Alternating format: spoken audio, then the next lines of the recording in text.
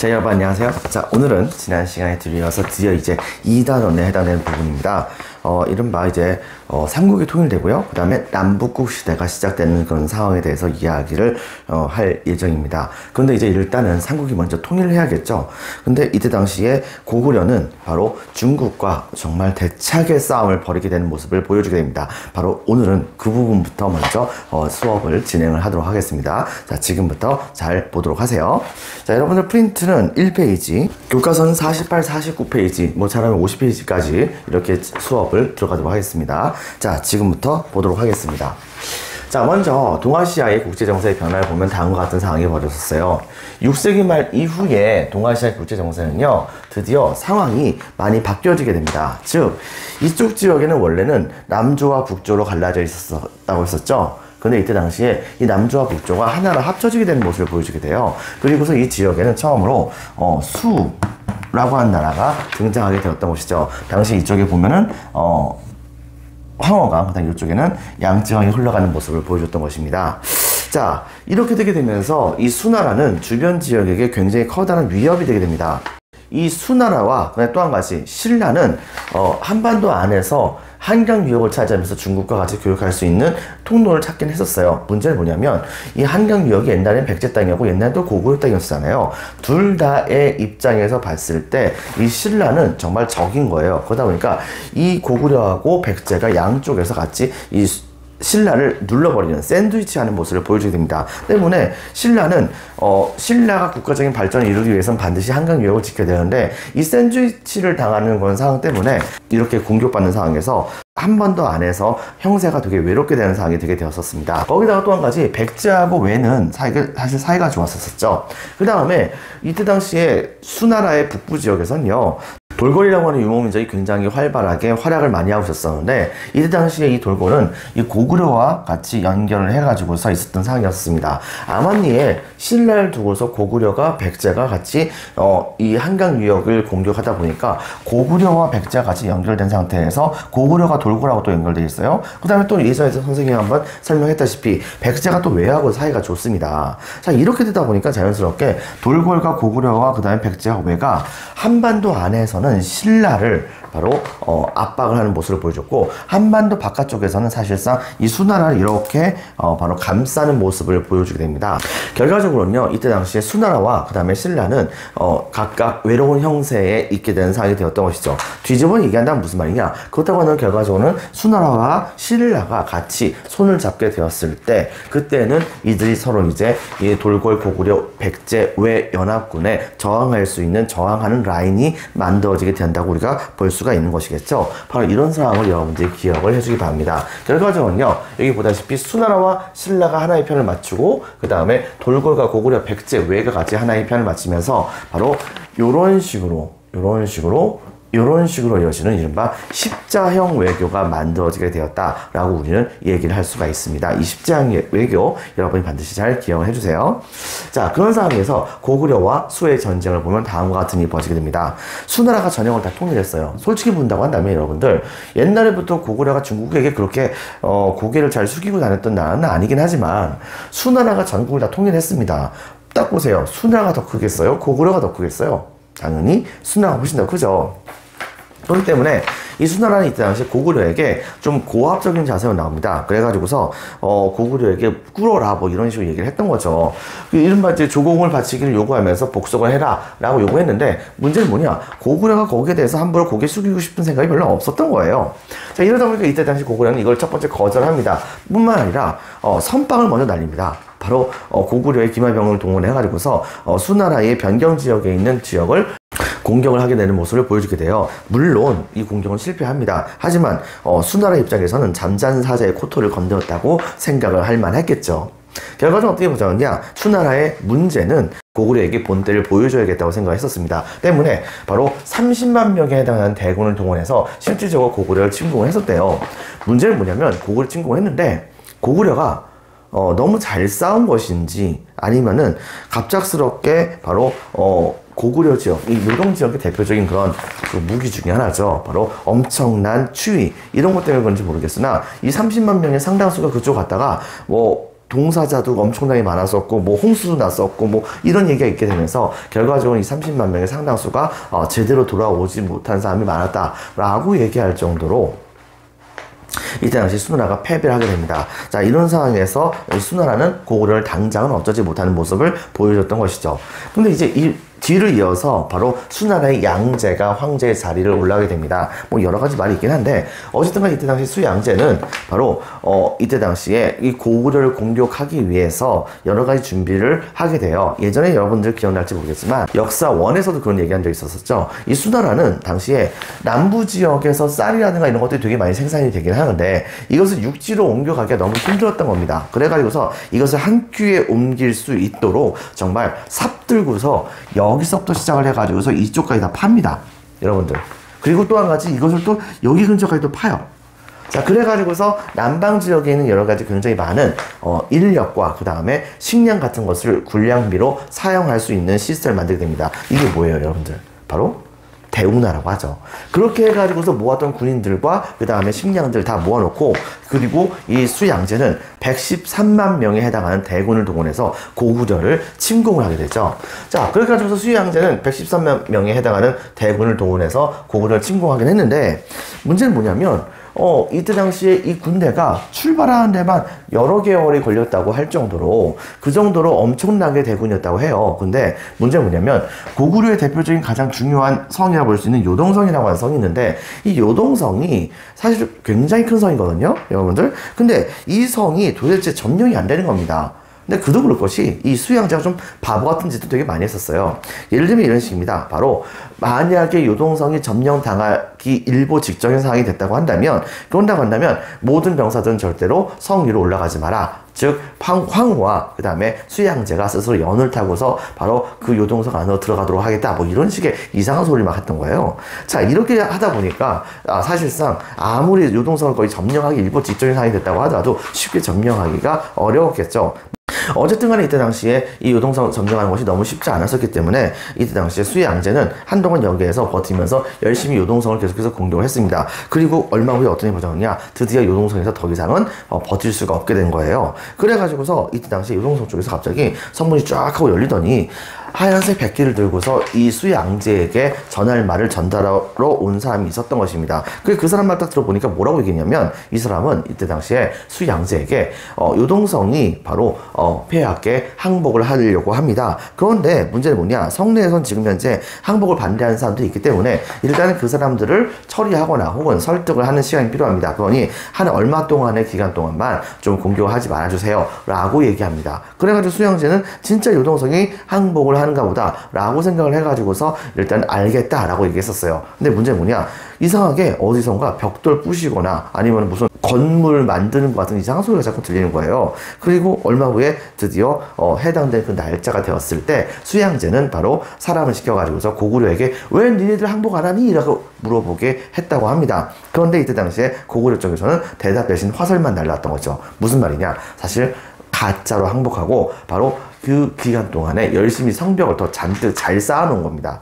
자, 이런 상황이 되게 되자 더 이상 안 되겠다 생각했을 때 이때 당시에 수양제는 계속해서 요동성을 공격했지만 이게 113만 명을 동원해도 이게 점령이 안 되는 거예요. 그래가지고서 고구려를 아예 심장부서부터 무너뜨리도록 하자라고 생각을 해가지고서 당시에 우중문이라고 하는 뛰어난 장수에게 30만 명의 별동대를 줍니다. 이 별동대라고 한다면 가장 잘 싸운 사람들이겠죠, 여러분들. 그래가지고서 이 사람들 시켜가지고서 약 30만 명에 해당되는, 지금부터 따지면 뭐 해병대, 특공대 뭐 이런 사람들하고 생각을 하면 됩니다. 이 사람들 시켜가지고서 이때 당시에 고구려의 수도였던 평양성으로 바로 침공을 하러 보냈는데 문제가 뭐가 있었냐면 수나라의 군대에 그 우중문 장군이 정말 바보 같은 그런 행동을 해요. 모든 병사들에게 바로 등에다가 2달치 정도에 해당되는 식량을 지고서 그 다음에 고구려를 침공하러 가라 라고 얘기하는 겁니다. 여러분 한번 생각해 보세요. 2달치의 식량을 허리에다 진다고요? 그게 저지입니까, 여러분들? 근데 거기다가 이게 끝이 아니에요. 모든 병사들은 기본적으로 갖고 있어야 되는 무장이 있어야 됩니다. 즉 칼이 있어야 되고 활도 좀 있어야 되고 그 다음에 창도 좀 있어야 됩니다. 방패는 당연하죠. 근데 그런 거 다 들고서 그 다음에 위에다가 거기다가 식량까지 전부 다 들고서 달려간다? 아무리 특공대라고 하면 뭐합니까? 이거 어떻게 들고 갑니까? 근데 문제는 이런 상황을 고구려도 이미 알았던 겁니다. 그래가지고 어떻게 했냐? 바로 이 수나라의 별동대가 들어오는 모든 길목에 마실 물이 있는 곳에다가는 독을 타버리고 알이 먹어야 할 풀이 있는 곳에는 전부 다 불을 질러버리는 등의 모습을 보여주게 되면서 이른바 청야정술이라고 얘기하죠. 바로 수나라 병사들이 들어와가지고 아무런 보급을 받지 못하게 만드는 모습을 보여주게 됐었어요. 그 다음에 또 한 가지, 바로 이 고구려 군대는 일부러 수나라 병사들이 좀 쉴만하면은 일부러 싸움을 거는 거예요. 그래서 이때 당시에 수나라 병사들이 깜짝 놀라가지고서 고구려 병사와 싸움을 벌이면 한참 조금 싸운 듯 하다가 거기다가 이 고구려 군대는 또 후퇴하고 또 싸우다가 후퇴하고 하는 모습을 보여줬던 것입니다. 때문에 이때 당시에 이것 때문에 이 수나라 장군은 말 타고서 저놈들 잡아라 하면서 열심히 뛰어갔던 것이죠. 문제는 뭐냐? 뒤에 있는 병사들은 그거 다지고 계속 또 달려야 되는 겁니다. 이겼다고 열심히 쫓아가다가 낙오되는 사람들도 분명히 많이 있었던 것이죠. 결과적으로 어떻게 보자느냐? 바로 이 병사들은 이 짐을 지고선 더 이상 고구려인들과 싸울 수가 없겠다라고 생각을 해가지고서 자기가 들고 있었던 그런 식량들을 오다가 바로 산속에다 그냥 묻어버리는 모습을 막 보여주게 됩니다. 결과적으로 어떻게 보자냐면 수나라의 군대가 바로 평양성 근처에 도착을 했는데 수나라의 모든 그런 식량이 똑 떨어지는 모습이 보여지게 되었던 것이죠. 자, 이런 상태에서 우중문은 상황이 심각하다는 것을 깨닫게 됩니다. 식량이 똑 떨어진 상태에서 성을 점령할 수는 없는 거잖아요. 자, 그래가지고서 어떻게 할까 고민하고 있었는데 이때 당시에 바로 고구려의 국무총리가 볼 수 있었죠. 이 대대로가 전시상에서는 망리지라고 부른다고 했었습니다. 바로 고구려의 망리지로 임명됐었던 을지문덕 장군이 이때 당시에 수나라 진영을 딱 들어오게 된 거예요. 들어와가지고서 우중문 장군을 만나러 왔다고 하는 겁니다. 즉 무슨 말이냐면 이 많은 군대가 이렇게 평양성까지 왔으니 고구려가 더 이상 여기에 대해서 저항할 수가 없다. 그러니 왕께서 직접적으로 항복을 하실 건데 항복하시기 직전에 먼저 나부터 보낸 것이다 라고 얘기를 한 거예요. 그래가지고서 짐짓 기뻤었던 이때 당시 우중문은 바로 이때 당시에 일부러 이 군대 안에서 우락부락하게 생긴 그런 장군들 싹 다 모아가지고서 일렬로 쫙 세우면서 이때 당시에 을지문덕 장군이 안에 들어오게 됐을 때 그 을지문덕 장군을 이것저것 막 안내하면서 그러면서 이제 뭐 이 항복과 관련된 여러 가지 논의를 하게 됐던 것입니다. 근데 문제는 뭐냐면 수나라 병사들이 이미 먹을 것이 다 떨어졌어요. 근데 그런 상황에서 아무리 울그락불그락 하는 사람들 다 데려놨다고 하지만은 그 사람들이 당장 밥도 제대로 먹지도 못하는데 얼굴이 계속해서 울그락불그락 할 수가 있을까요? 결과적으로 어떻게 보자냐면 전혀 험상궂은 표정을 제대로 짓지 못하고 한쪽에서는 막 배고파가지고서 쓰러지는 모습까지도 이 당시 을지문덕이 알게 되었던 것입니다. 이윽고 우중문은 을지문덕을 다시 평양성 보내서 왕이 항복할 수 있도록 하게 해달라고 요청합니다. 그래가지고서 을지문덕하고 바이바이 잘가 뭐 이렇게 얘기하면서 그냥 보냈던 거예요. 근데 문제는 뭐냐? 당시에 우중문을 이 지역으로 보냈을 때 수양제가 우중문에게 했던 말이 있었습니다. 무슨 말이냐면 만약에 고구려의 재상인 을지문덕이 군영에 찾아오게 된다고 하면 여러 가지 각종 구실을 붙여서 절대로 다시 을지문덕이 돌아가지 못하도록 하게 해라 라고 얘기를 했었던 거예요. 근데 그걸 깜빡한 겁니다. 여러분들 결과적으로 어떤 일이 벌어졌느냐? 바로 이때 당시에 이 우중문은 바로 을지문덕에게 사람을 빨리 보내서 을지문덕 장군 잠깐만 장군께서 급하게 논의하실 일이 있다고 합니다. 잠깐만 다시 들어오시죠 라고 사람을 보내서 을지문덕을 깨워내려고 했었대요. 그런데 이때 당시에 을지문덕은 허허허 웃으면서 다음과 같은 시를 읊었다고 합니다. 교과서는 48페이지에 나와 있는 내용이죠. 바로 신묘한 계책은 천문을 꿰뚫어 볼만하고 오묘한 전술은 땅의 이치를 모조리 알도다. 전쟁에 이겨서 공이 이미 높아졌으니 만족함을 알거든 그만 두기를 바라노라. 여러분들 이게 무슨 말입니까? 어차피 우리 고구려가 바로 수나라에게 일부러 져준 척 한 거다. 그러니까 져준 척 해가지고서 너희들 그냥 체면 좀 살려줬으니까 이쯤 하면 그냥 집에 가지 않겠니? 근데 만약에 집에 안 간다? 그러면 가만 안 둬. 뭐 이런 얘기인 거죠. 근데 이 내용을 이때 당시에 우중문이 알게 된 거예요. 즉 무슨 말이냐? 을지문덕은 사실상 항복을 가장한 채로 바로 수나라 진영에 들어와 가지고서 수나라 진영의 상황이 어떤 상황인지를 다시 한번 파악하고 자기가 집에 간 거죠. 자, 이것을 알게 되던 이때 당시 우중문은 어쩔 수 없이 바로 고구려의 진영에게 나중에 왕께서 직접적으로 수나라로 와가지고서 항복을 하셔야 됩니다 라고 편지 한 장 남겨놓고 그 다음에 후퇴를 하게 됩니다. 하지만 그렇게 후퇴하고 있었던 이 수나라의 병사들, 고구려 병사들이 가만 냅뒀을 리가 있을까요? 당연히 사방팔방에서 열심히 추격을 해가지고서 공격하는 모습을 보여줍니다. 하지만 그럼에도 불구하고 무려 30만 대군이에요. 그러다 보니까 그 숫자가 많이 줄지는 않았었는데 근데 이때 당시에 바로 이 수나라의 병사들이 살수라고 하는 강 근처에 바로 도착을 한 상황에서 딱 보니까 분명히 평양성 쪽으로 갈 때는 이 강물이 되게 많이 넘쳤었는데, 그런데 다시 돌아갈 때는 강물이 발목 정도까지밖에 오지 않는 거예요. 그러자 이것을 바로 우중문이 생각했을 때, 아, 이것은 바로 하늘이 우리 수나라 군인들을 도움을 주기 위해서 바로 이렇게 강물의 수위를 낮게 해준 것이려니, 뭐 이런 식의 얘기를 하면서 전군에게 바로 후퇴를 하라고 명령을 내립니다. 그리고서 그 군대가 강 한가운데를 지나서 막 건너편을 막 건너려고 하고 있었는데, 사실은 알고 봤더니 상류 지역에다가 엄청나게 커다랗게 바로 댐 같은 것을 만들어 가지고서 물을 엄청나게 가둬놨었던 바로 고구려의 병사들이 수나라의 군대가 거기를 막 지나가게 되자 일시에 그 물둑을 터뜨려 버리게 됩니다. 그럼 어떤 상황이 벌어지겠어요? 바로 상류 지역에서 엄청나게 커다란 소리가 들리더니 바로 수나라의 병사들 싹 다 쓸어버린 겁니다. 그렇게 해가지고서 당시 기록에 의하면, 그럼에도 불구하고 우중문은 살았어요, 여러분들. 근데 그때 당시에 살아 돌아갔었던 바로 수나라의 병사의 숫자가 2,000 몇백 명 정도밖에 안 됐다고 합니다. 이것을 딱 보는 순간 이때 당시에 수양제는 더 이상 싸울 의지를 잃어버리고 어쩔 수 없이 그냥 후퇴를 했다고 하죠. 여러분들, 이게 바로 그 유명한 살수대첩이라고 보면 되겠습니다. 즉 여기 보다시피 사실상 성과가 없어서 별동대로 평양성을 공격했었지만, 바로 이 살수대첩에서 활약했던 사람 누굽니까? 바로 을지문덕장군이었었죠. 바로 이분이 중심이 돼서 바로 이때 당시에 이들을 공격했고, 결과적으로는 수양제는 패배하게 됩니다. 그리고 그 이후에도 여러 차례 걸쳐서 고구려를 침공해요. 예를 들면 수양제가 이번에는 113만 대군까지 동원하지 않고 한 30만 명인가? 뭐 이 정도 이렇게 동원해가지고서 고구려를 침공했는데, 요동성을 공격해가지고서 함락시킨 것 자체가 너무 힘든 거예요. 근데 그도 그럴 것이, 요동성은 평지성입니다. 평지성이다 보니까 바로 이 평지성의 단점을 보완하기 위해서 이때 당시 요동성은 성벽 높이만 한 30m 됐대요. 여러분들, 성벽 높이가 30m 되니까 그 성벽을 기어 오르는 것이 거의 불가능에 가까웠었던 것이겠죠. 거기다가 또 한 가지, 이 수나라가 고구려의 성곽 쪽에다가 뭐 투석기 같은 걸 날리고 이렇게 하려고 해도 성벽이 잘 무너지질 않는 겁니다. 왜? 바로 우리나라 사람들은 도래민족이잖아요. 그러다 보니까 거대한 바위 덩어리들을 그대로 떼와가지고서 그냥 성벽을 다 쌓아버린 거예요.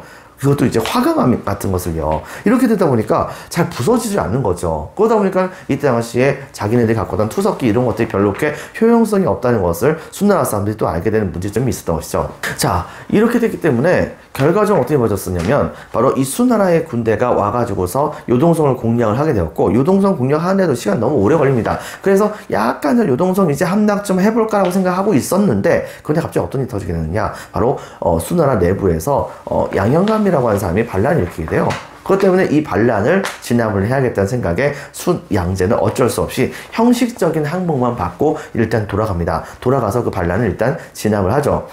그리고 주변에서 또 그렇게도 말렸음에도 불구하고 다시 한번 한 30만 대군을 동원해서 또 고구려를 공격합니다. 이번엔 이때 당시에 고구려 요동성이 함락되기 일보 직전까지 가긴 했었어요. 근데 이제 문제는 뭐가 있었느냐, 수나라 전역에서 바로 이 수양제에게 반발해가지고 엄청나게 많은 지역에서 반란이 일어나는 모습을 보여주게 됩니다. 당시 국민들 사이에서는 동쪽으로 가지 마라, 동쪽으로 가지 마라, 동쪽으로 가면 개죽음 당한다, 뭐 이런 식의 노래가 흘러다닐 정도로, 그 정도로 이때 당시에 국민들이 바로 군주들의 고구려 공격에 대해서 되게 안 좋은 감정을 갖고 있었지만, 이걸 무시했었던 이때 당시에 이 수양제, 결과적으로는 국내의 반란 때문에 더 이상 공격을 할 수 없게 되었고, 고구려도 사실은 근데 이때 당시에 이렇게 버티는 것 자체가 너무 힘들었던 상황이었던 거예요. 그래가지고서 일단은 수양제의 체면이라도 일단 살려주고자 가짜로 항복을 하게 되면서, 그러면서 이때 당시에 수양제는 바로 본국으로 돌아갑니다.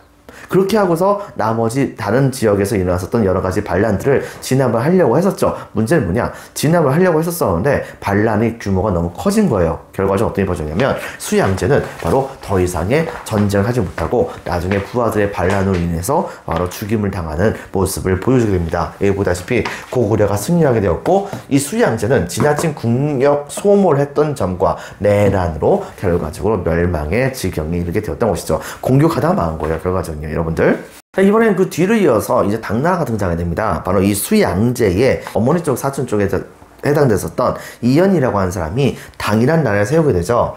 근데 문제는 뭐냐면 이 당나라가 초창기에는 힘이 그렇게 강했던 상황이 아니었습니다. 때문에 이 당나라는 고구려하고 전쟁이 붙는 것이 그다지 좋은 상황은 아니었었어요. 근데 문제는 뭐냐면 이건 고구려도 마찬가지입니다. 무슨 말이냐? 수나라가 침공을 하러 왔을 때마다 고구려는 항상 수나라가 침공할 것 같은 그런 모든 길목에다가 이른바 독도 풀고 거기서 근처에서 자라나고 있었던 풀이라든가 곡식 같은 것을 그냥 다 불태워버리는 것 같은 청야전술 같은 것을 시행을 했었어요. 그런데 문제는 뭐냐면 수나라가 계속 쳐들어오니까 맨날 청야전술을 하다 보니까는 열심히 키워놨던 곡식들 다 불살려진 겁니다. 그러면 나머지 고구려 백성들은 뭐 먹고 잡니까? 이런 식으로 국력이 굉장히 피폐했었기 때문에 고구려의 입장에서도 당나라와 처음엔 사이가 좋게 지내려고 했었습니다. 고구려 이때 당시 왕은 수나라의 침공 당시 때 엄청나게 거대한 전공을 세웠었던 바로 왕자, 나중에 이제 고구려의 왕이 됐었던 바로 영유왕입니다. 이 영유왕은 이때 당시에 이 당나라와 사이좋게 지내려고 노력을 했었었죠. 그렇지만 상황이 바뀝니다. 얼마 후에 당나라 안에서 이른바 현무문의 편이라고 하는 그런 쿠데타를 통해서 이 당 고조의 아들 중에 한 명이었던 이세민이 바로 아버지를 유폐시키고 그 다음에 황태자였던 자기 형을 죽이면서 자기가 황제가 되는 모습을 보여주게 되죠. 그게 바로 당나라 제2대 황제인 당태종입니다. 근데 이 당태종은 야심이 넘치는 사람이었어요. 자, 이러한 당태종이 황제 자리로 올라가고 나서는 이 당나라는 고구려에 대해서 많은 압박을 가하게 됐었습니다. 즉 고구려에게 훨씬 더 하대를 하면서 그러면서 제대로 복속해라 뭐 이런 식으로 압박을 막 주고 있었던 것이 상황이었었던 것이죠. 자, 근데 문제는 뭐냐면 처음에 고구려도 나름대로 그런 요구사항을 어느 정도 들어주려고 노력을 했었습니다. 근데 이게 정도가 너무 심하잖아요. 더불어서 또 한 가지 뭐가 있었냐면 이때 당시에 이 영유왕은 수나라와의 전쟁에서 영웅에 해당되는 존재였음에도 불구하고 사실 본인은 중국과 화해를 하고 싶었습니다. 왜? 고구려가 너무나도 전쟁 과정 중에서 피폐했었거든요. 때문에 고구려를 다시 한번 성장하기 위해서는 일단 당나라와 사이좋게 지내야겠다 생각을 해가지고서 화해를 하려고 했었는데, 그런데 여기에 대해서 당나라의 강경파에 해당됐었던 연개소문이라는 사람이 있었어요. 이 연개소문이라는 사람이 바로 이러한 영유왕의 온건파적인 생각을 거부하고 정면으로 싸워야 한다고 주장했던 겁니다. 때문에 영유왕도 지금 현재 당태종이 국왕이 된 상황에서 몽곤파만의 노력만 할 것은 안 되기 때문에 일단은 이 연개소문을 당나라의 침략을 방어하기 위한 바로 장성을 쌓는 총책임자로서 일단 보냅니다. 보내가지고서 실제로 이쪽 근처에서 여길 근처를 이렇게 해가지고서 이른바 천리 정도에 해당하는 지역에다가 이른바 천리장성이라고 하는 그런 장성을 쌓는 모습을 보여주게 돼요. 그러니까 우리나라판 만리장성이죠, 여러분들.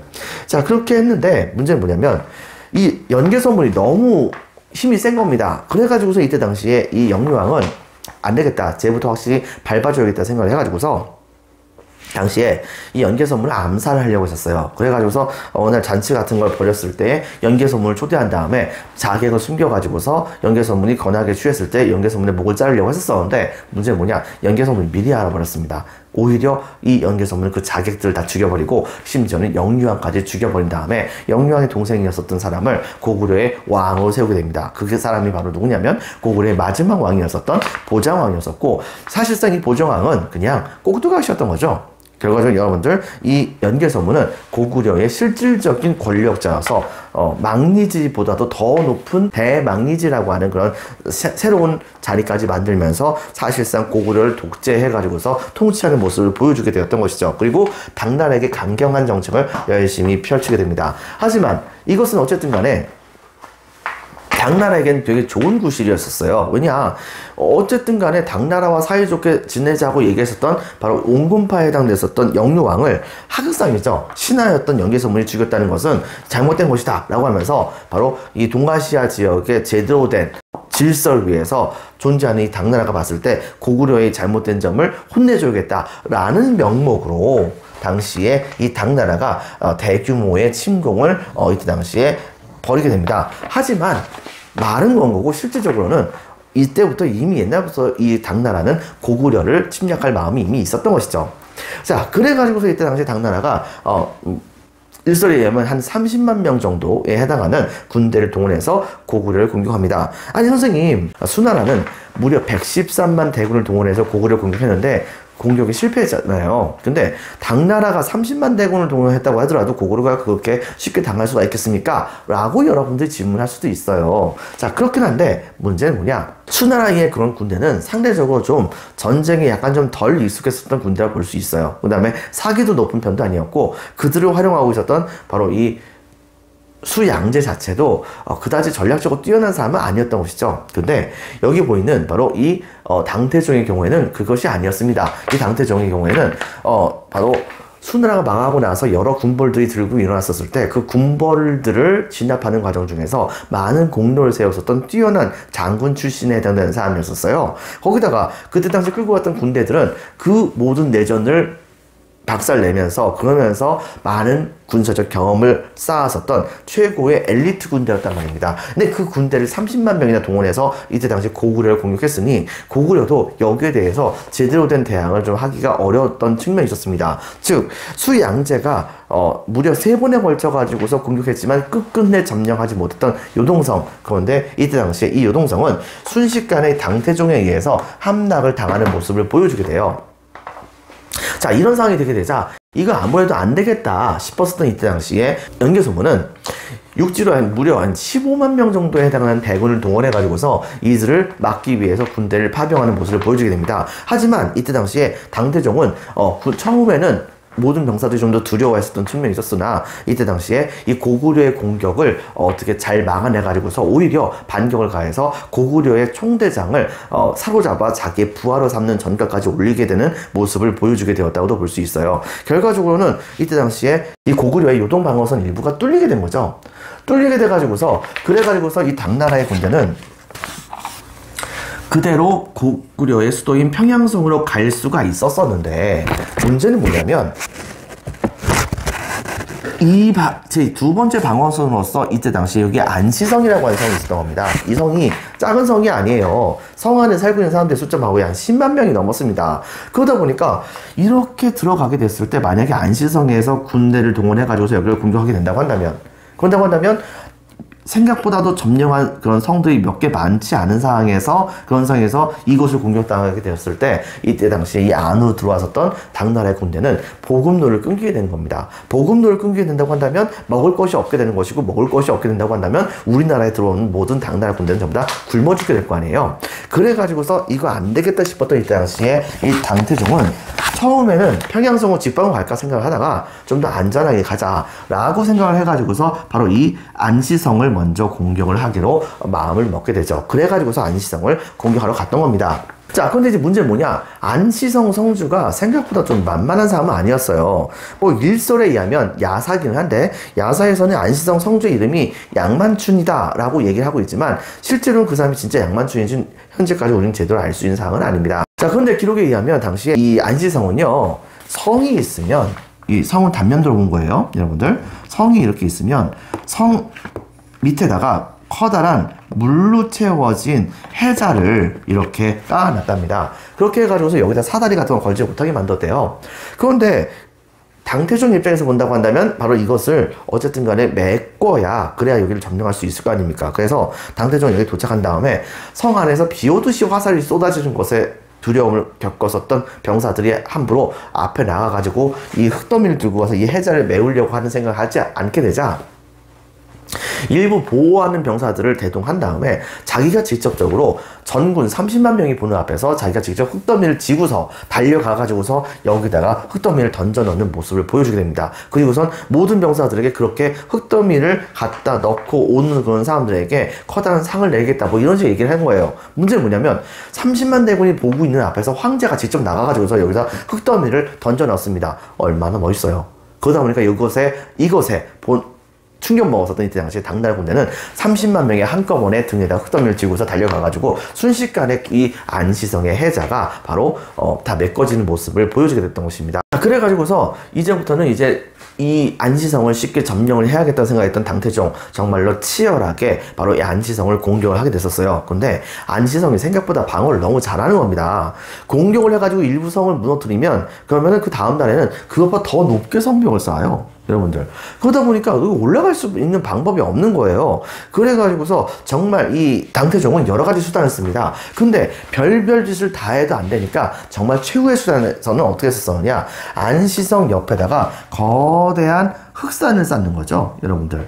흑산을 쌓게 되면 나중에 가서 이 위에 올라가서 여기에서 당나라 병사들이 이렇게 있게 된다고 한다면 고구려 안쪽에 있는 병사들에게 화살을 쏜다고 했었을 때 그때 오히려 성벽이 이 흑성보다 더 밑에 있었기 때문에 성벽 안쪽에 있는 고구려 병사들이 오히려 바로 공격을 쉽게 받게 되는 그런 상황이 되게 된다고 우리가 볼 수가 있습니다. 바로 이렇게 해서 토산을 쌓아가지고서 이 토산을 이용해서 안쪽에 있는 고구려 수비병들에게 공격을 한 다음에 그 다음에 그들이 물러나면 이쪽에 있는 사람들을 동원해가지고 사다리 통해서 넘어가가지고서 안시성을 점령하려고 하는 그런 식의 계획을 쌌던 거예요. 그런데 문제가 뭐가 생겼냐?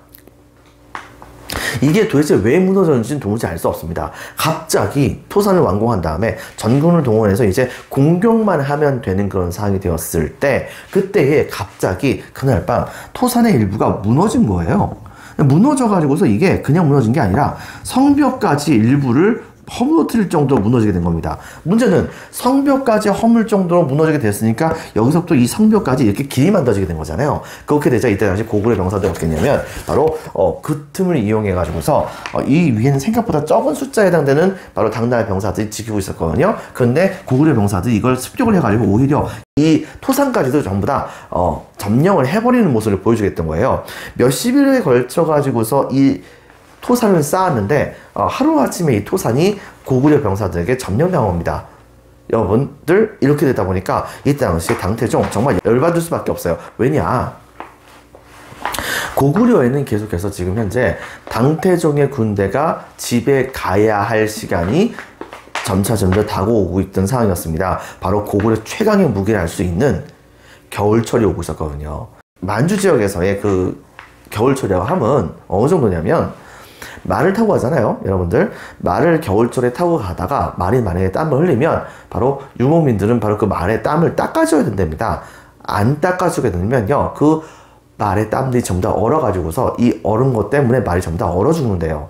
이 정도라고 얘기할 수 있을 정도로 요동 지역에서의 겨울철은 굉장히 매섭게 춥습니다. 그런데 고구려 사람들은 이거에 대해서 이 지역에 원래 살던 사람들이다 보니까 그 겨울철에 대처할 수 있는 방법을 알잖아요. 그런데 중국 사람들의 경우에는 그런 거 잘 모릅니다. 게다가 겨울철에 대해서도 제대로 대비를 하지 않았던 상황이었었고요. 결과적으로 어떻게 보셨냐면 바로 이 당태종은 토산을 잃어버리게 되면서 사실상 확실하게 고구려의 그런 방어선을 뚫고서 바로 고구려의 수도인 평양성까지 들어갈 수 있는 모든 길목들을 다 잃어버리게 되는 모습을 보여주게 되었던 것이에요. 이것 때문에 안 되겠다 싶어가지고서 마지막 최선을 다해서 거의 발악을 하다시피 바로 이 당태종이 안시성을 공격을 했지만 결과적으로는 실패하게 됩니다. 일설에 의하면요 당시에 앞장서 가지고서 군사를 동요해서 바로 이 안시성을 점령을 하려고 했었던 이 당태종을 바로 안시성의 성주 양만춘이 멀리서 보고 있다가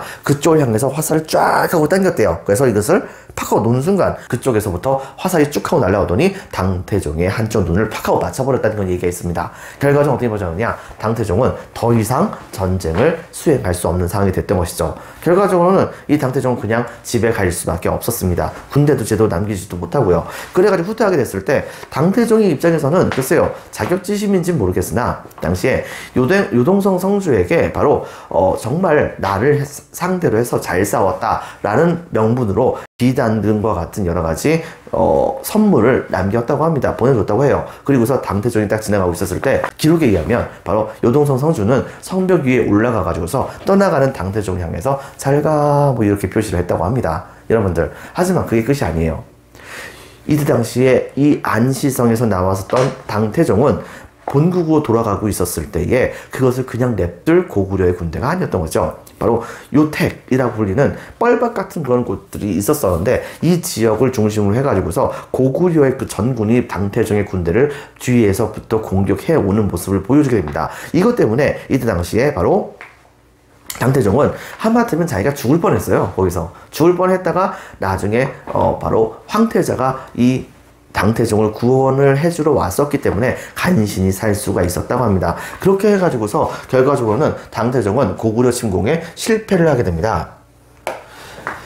그리고서 얼마 후에 죽었다고 하죠. 그때 당시에 이 당태종이 유언을 남겼었는데 앞으로 내 자식들은 절대로 고구려를 침공하지 마라 라고 하는 유언을 남겼답니다. 이때 당시에 당태종이 고구려에게 느꼈던 벽이 얼마나 컸던 것인지 이걸 통해서 우리가 알 수가 있겠죠. 하지만 자식들이 그 말을 듣나요?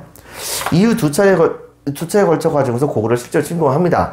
그렇지만 맨 마지막에 세 번째 침략이죠. 세 번째 침략을 했었을 때는 결과적으로 고구려는 망하긴 하는데 이 전 사이에 이때 당시에 당나라는 전략을 바꿔요. 어떻게 했냐면 야금야금 고구려의 국력을 약화시키는 전법을 씁니다. 즉 대규모의 군대를 동원한 것이 아니라 소규모로 여러 차례에 걸쳐 가지고서 고구려를 공격하는 모습을 보여주게 되면서 고구려의 힘을 약화시키는 모습을 보여줬다 볼 수 있겠죠. 하지만 어쨌든 간에 이때 당시 고구려는 이렇게 여러 차례에 걸쳐 가지고서 수나라 당나라의 군대의 공격을 잘 막아내는 모습을 보여줬습니다. 그것이 가능했던 이유는 뭐 때문에 그런 것일까요? 바로 첫 번째, 고구려는 산성을 되게 잘 쌓았다는 겁니다. 여러분들, 이때 당시에 이 산성은 기존의 중국식과는 완전 다르게 화강암을 동원해 가지고서 이것을 절대로 무너지지 않도록 활용을 해 가지고서 쌓는 모습을 보여줬기 때문에, 또 한 가지 바로 이때 당시에 이 산성들 같은 경우에도 기본적으로는 바로 산에 연결해 가지고 성을 쌓은 거잖아요. 산에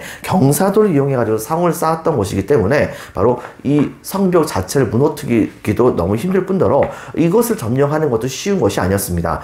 물론 그것만이 고구려의 방어 비법은 아니었었어요. 당시에 치라든가 옹성 같은 그런 기구가 바로 이 성벽에 있었습니다. 치라고 하는 것은 성벽이 있으면 성벽에서 한쪽이 볼록 튀어나온 그런 형태의 벽을 말합니다. 바로 그 볼록 튀어나온 부분에서 성벽을 올라가려고 했었던 적병들을 향해서 화살을 되게 쉽게 날릴 수가 있었던 거죠. 또한 옹성이라고 하면은 예를 들면 어떤 것이냐, 사실상 거의 이중 형식으로 바로 성으로 들어오는 그런 문을 거의 한 이중 형식으로 이렇게 두 겹 정도로 만들어 가지고서, 그래 가지고서 적들이 들어오다가 그 옹성 안에 들어오게 되면 그 옹성을 둘러싸인 성벽을 통해 가지고서 그들을 쉽게 공격을 할 수 있도록 만드는 최첨단 방어 시설이라 할 수 있습니다. 이런 것들을 만들어 가지고서 적들을 되게 쉽게 무너뜨린 모습을 보여줬던 거예요.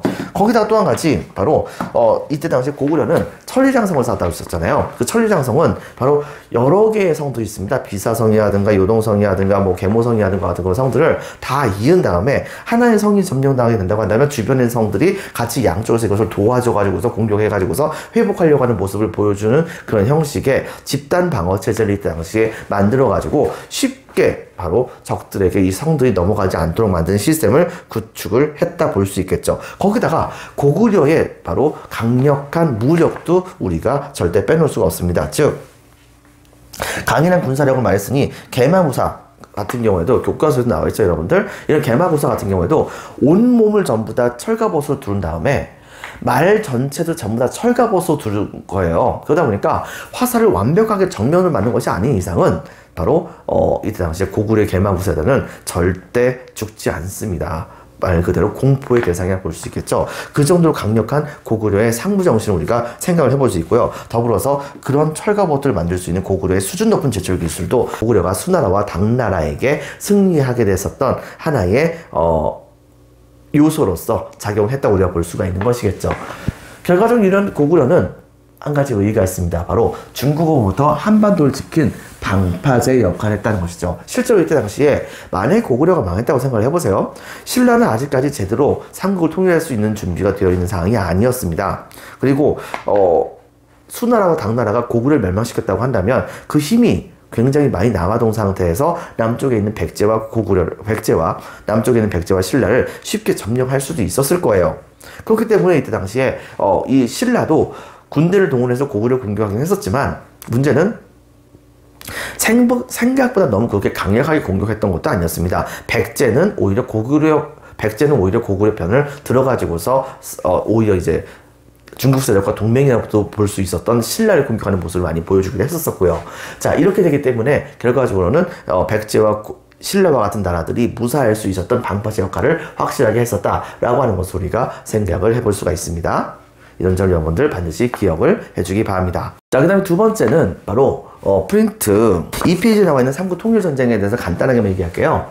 바로 이때 당시에 7세기 중반 당시 때 백제는 의자왕이 왕위를 계승했었고, 초창기 의자왕은 너무 뛰어난 왕이어서 왕이 되자마자 신라를 막 공격해서 약 40여 개의 성을 뺏었다라고 얘기할 수 있을 정도로 엄청나게 바로 그 파워를 자랑했던 사람입니다. 근데 문제는 뭐냐면 이때 당시 신라는 이런 백제의 공격을 막기 위해서 바로 고구려에게 김춘추를 파견해가지고, 김춘추는 이때 당시에 대표적인 그런 진골 세력 중에 한 명이었었거든요.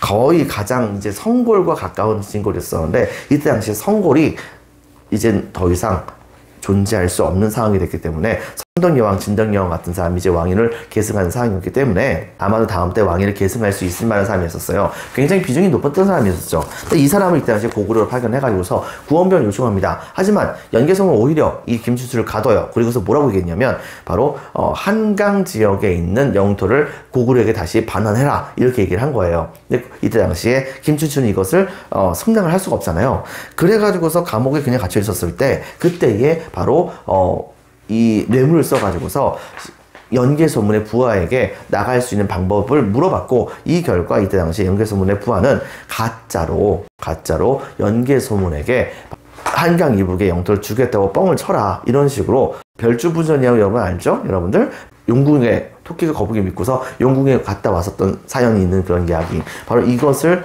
빗대가지고서 이때 당시에 바로 이 김춘추에게 탈출을 할 수 있는 방법을 알려주게 됩니다. 결과적으로 김춘추는 이런 방법을 통해서 탈출을 했고요. 그리고서 한반도 안에선 더 이상 신라의 우군을 찾을 수 없다는 생각을 하게 되자, 이때 당시에 신라는 당나라로 건너가게 됩니다. 그리고 당나라는 당시에 신라가 그나마 한반도에 있는 국가들 중에서 이 당나라의 말을 들었다고 생각했었기 때문에 이 당나라와 공식적인 동맹을 맺게 돼요. 그 비밀 조약의 이름이 무엇이냐? 바로 나당동맹이라 볼 수 있는데, 이 나당동맹은 비밀 조약의 내용이 이겁니다. 만약에 고구려와 백제를 멸망시키게 된다고 한다면 대동강 이북 지역은 당나라가 장악합니다. 즉 평양성은 당나라가 장악하는 거예요.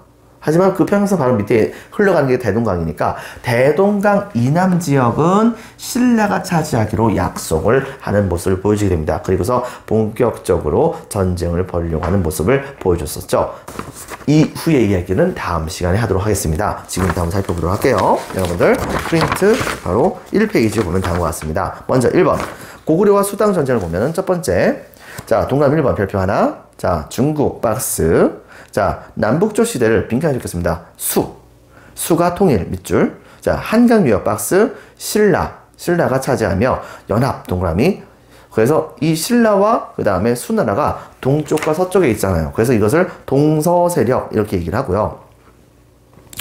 돌궐 그 다음 빈칸에 적겠습니다. 고구려 그 다음에 백제, 이 두 개의 고구려 백제를 적어주시고 그 다음에 왜가 연합합니다.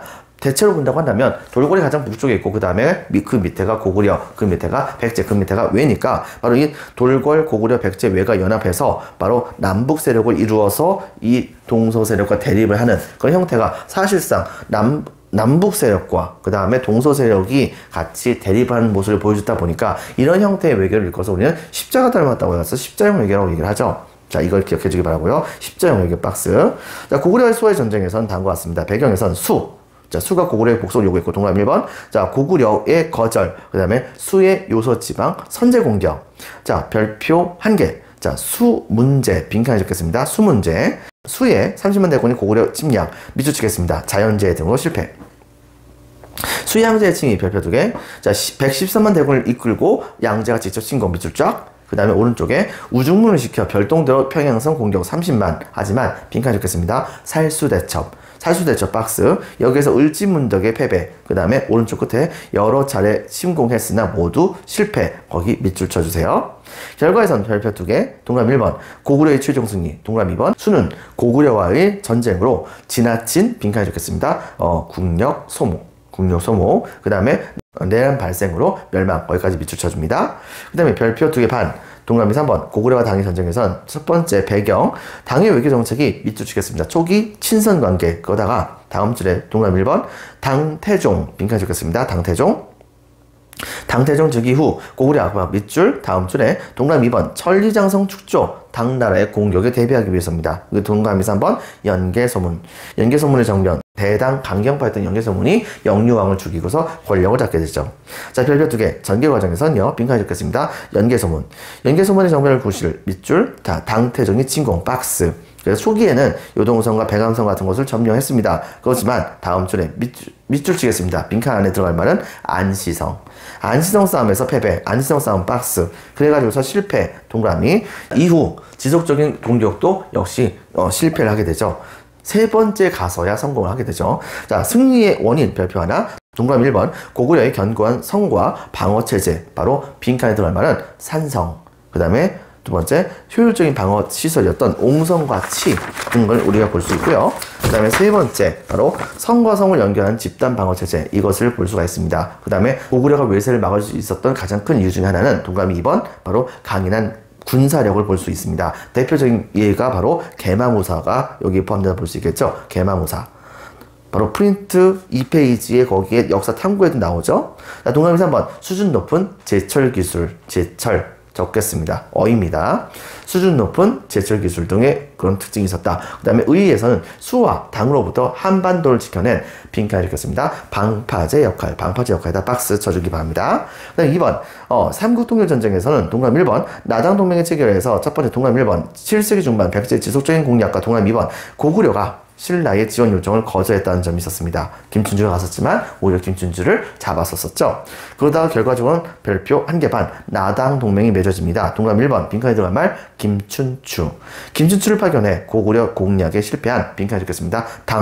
당과 동맹하게 되었고 그 결과 조약의 내용이 있었으니 동그라미 2번 대동강 이북은 당이 그 다음에 대동강 이남은 신라가 차지하게 되었다라고 하는 것을 여러분들 기억을 해주기 바랍니다. 밑에 있는 생각 기운 역사 읽기 한번 읽어봐 주세요. 자, 여러분들 수고 많으셨습니다. 오늘 여기까지 하겠습니다. 감사합니다.